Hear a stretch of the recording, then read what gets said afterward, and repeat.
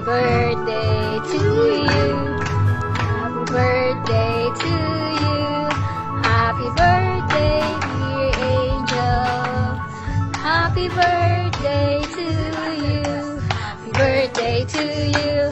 Happy birthday to you. Happy birthday, dear birthday. Happy birthday.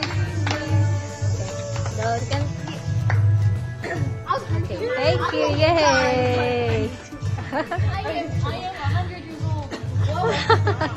You're an official teenager.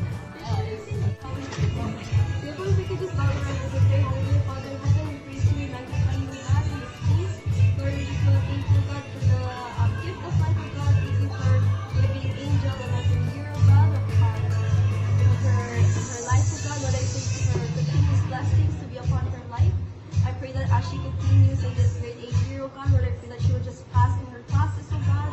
I pray that I pray for your promises in her life. I pray that we know that you have good plans for her, oh God, and we just want to claim that promise. And Lord, thank you, oh God, for this